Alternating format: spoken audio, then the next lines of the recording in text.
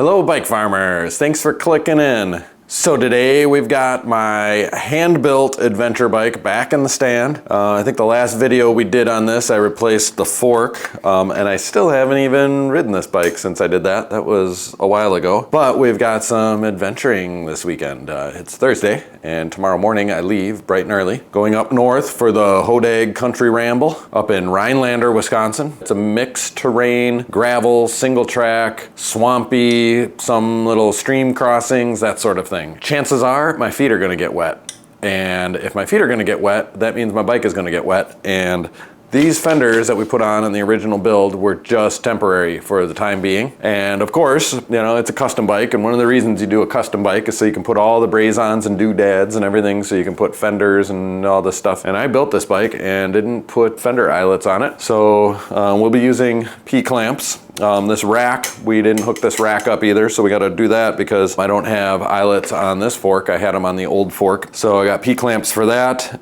I have these Planet Bike Cascadia fenders. They're silver. I think they're going to look good on this bike. Anyway, these are plastic, which I like because they break instead of bend. These are actually quite durable, the plastic they use on these fenders. I've seen them take some pretty big hits. Yeah, I think they're going to look good, especially on this bike, because if you watch that video, the only thing protecting the steel frame from rust and whatever is a bunch of beeswax.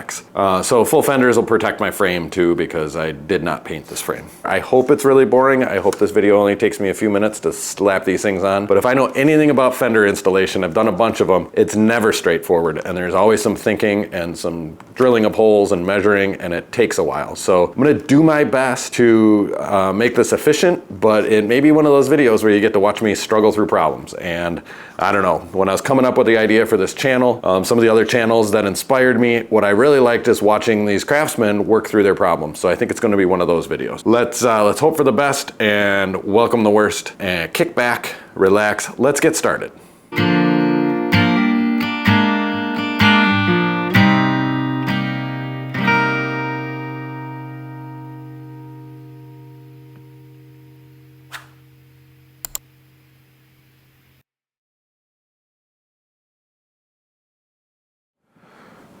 Per the usual, we'll pop the wheels off and set them aside. Again, since I'm not a frame builder, I'm just a guy who is able to build bike frames. I've got the wrong dropouts on this bike. That's gonna be a winter project. Is basically, I think I'm gonna rebuild the entire rear end of this frame. So it's good that I didn't paint it, because it'll be super easy to just hack things off and rebuild it. But I'm gonna use some different dropouts. It's okay, I'm gonna be using P-clamps. It's just temporary anyway.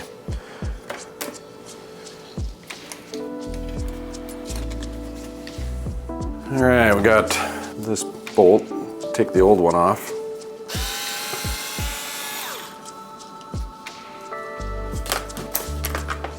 All right, and then this one will come off.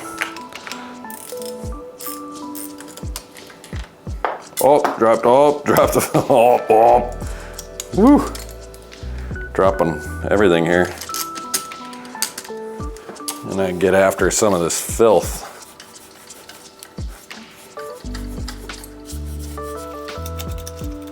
Knock some of the bulk off with this brush. And then I've got my semi-clean rag here. I'm not spraying anything on it because I don't know how that's going to react with the beeswax. And I'm just going to think that the filth provides protection. But you can see, I mean, this was clearly ridden through something wet and dirty, and I'm not seeing any flash rusting, so that beeswax is doing pretty well.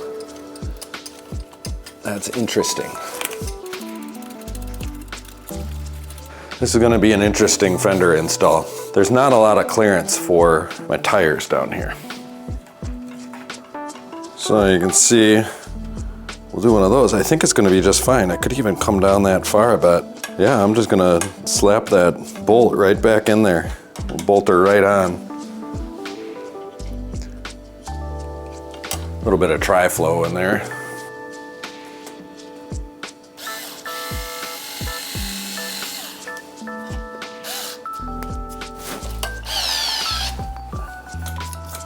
Yeah, that smooshed it right in there. Okay, this is the next spot.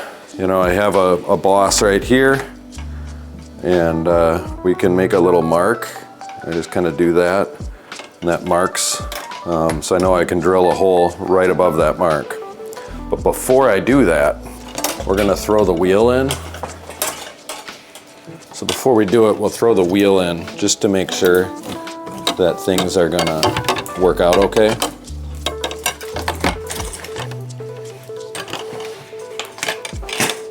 Yeah, plenty of clearance down below, and it looks like we'll be good up above too.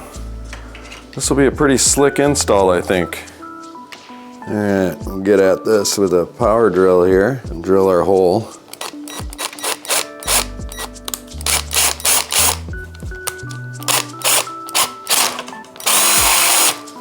Just check, make sure I got the right diameter. Oh yeah, it's a good tight fit.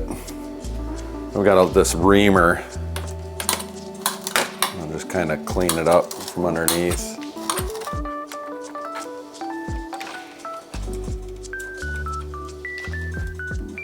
Oh, it's going in real slick. So I used a button head screw just to get as much clearance as possible under there. You want that one really tight. Oh man, that looks great. I mean, should probably do some wiping as we go here too.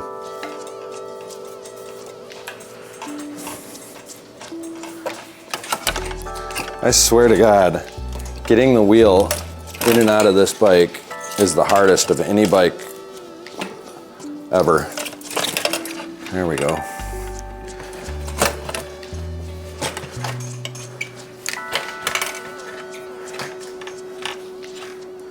Definitely need to redo this rear triangle. I need lots more clearance for things. So I won't be cutting anything off these stays for this next step.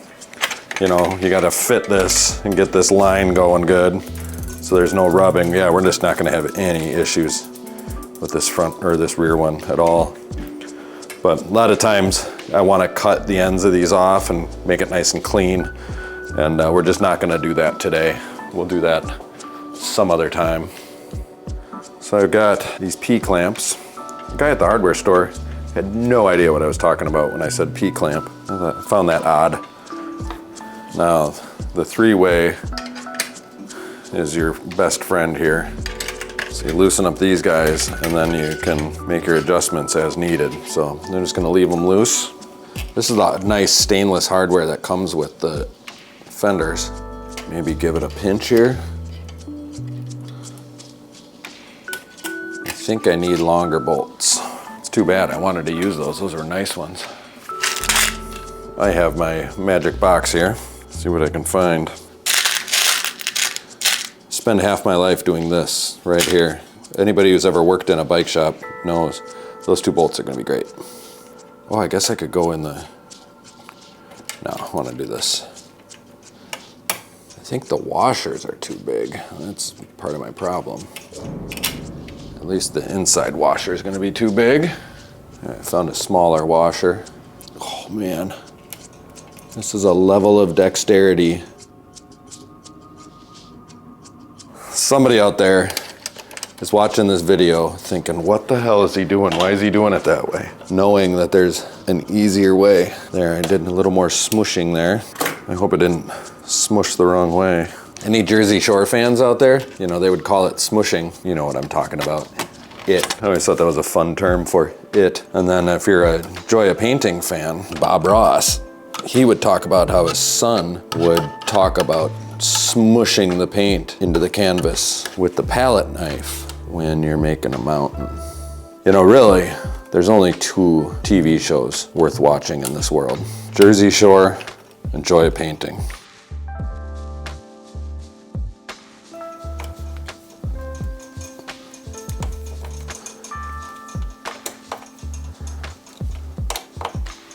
Okay, that's good and tight. And now that I have everything smooshed together,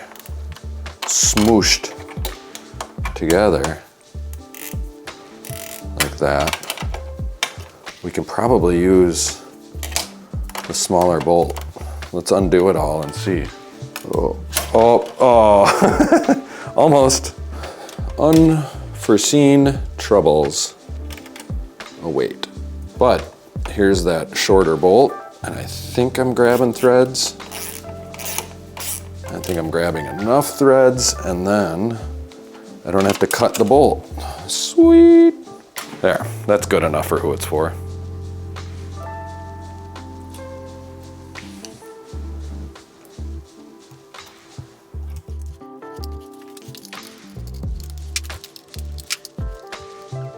Oh, that side was a heck of a lot easier, huh?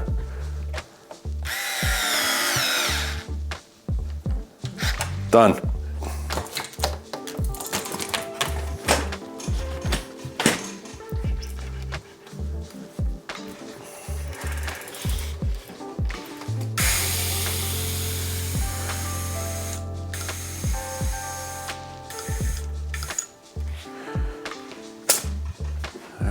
Nice and plump.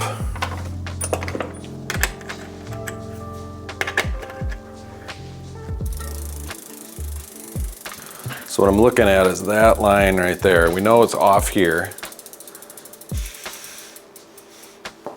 And normally I'd chop these down, but like I said, I'm gonna be rebuilding this, and we'll probably put these fenders on the next one. I don't know, I have some really nice Honjo fenders, some lightweight metal ones that I might do, but just to give us the option.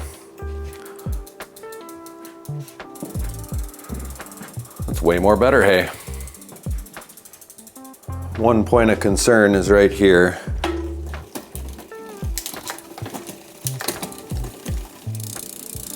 And it looks like there's enough clearance to get past.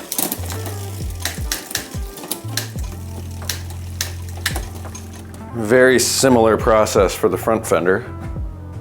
All right.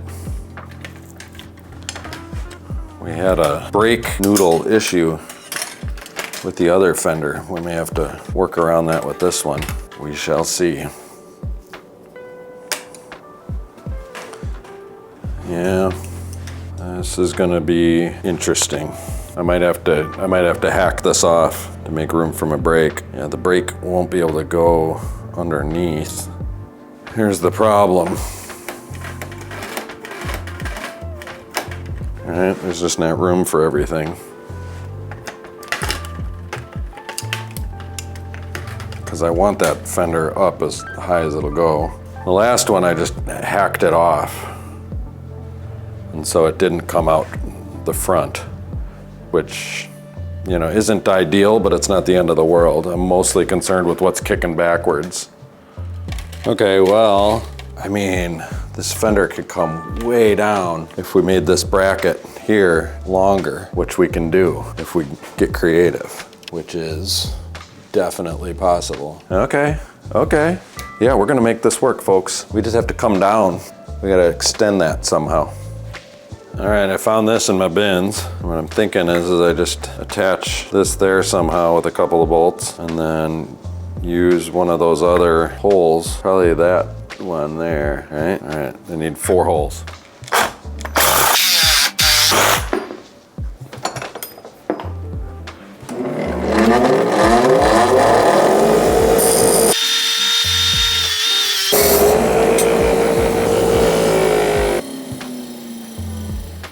I think we'll be able to fashion something here.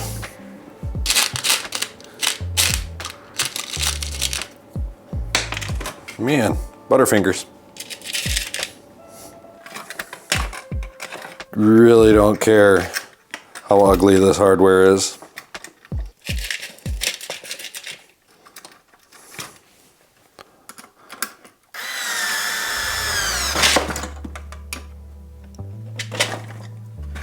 I don't know, how does that look? Pretty good?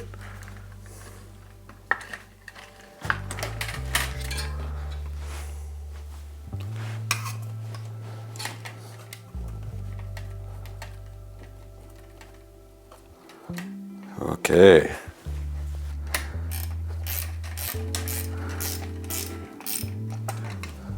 Well, Feels like I kind of ran out of threads there. Let's see what happens.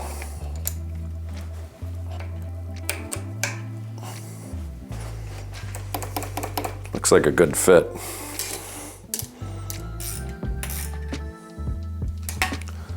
Okay, now we just connect down below. Give ourselves a little relief there.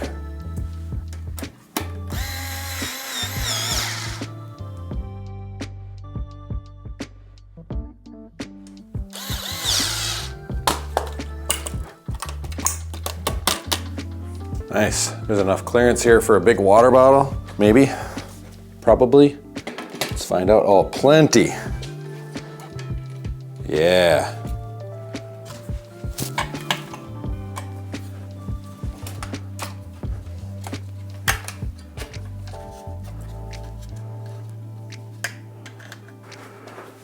Okay.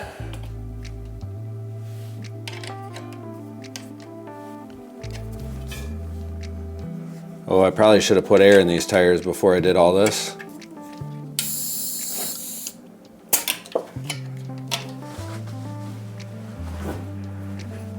I think that looks pretty good.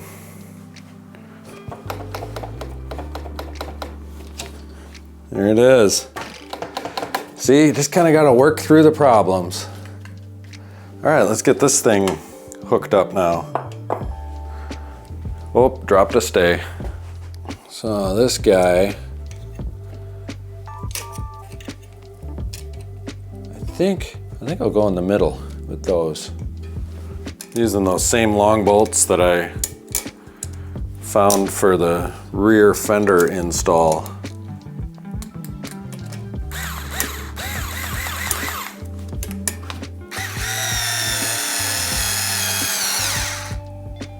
All right. Pretty good there. All right, now over here on the flip side, same situation. Speaking of Jersey Shore, remember that dude? His name was The Situation. That, I believe, is the greatest nickname of all time, anywhere, ever. I think I recently learned about like a rise and fall type situation with him. I think the alcoholism got him. Rise and fall and then recovery, maybe? I think reality TV gets a bad rap.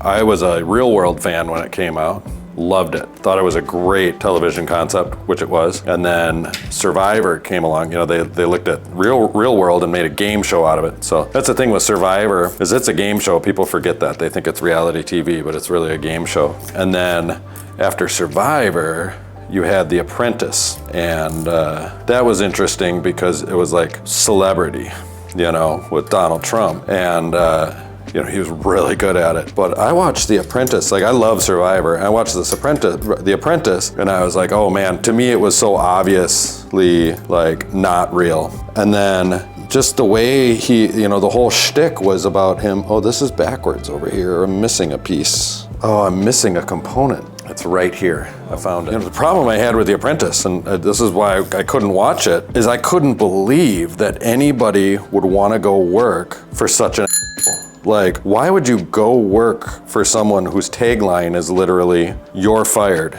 and like totally sell your soul to that kind of man? And that right there, folks, all politics aside, has always been my problem with Donald Trump, is he's just an asshole. You know, that's his whole shtick, is he can be a bigger asshole.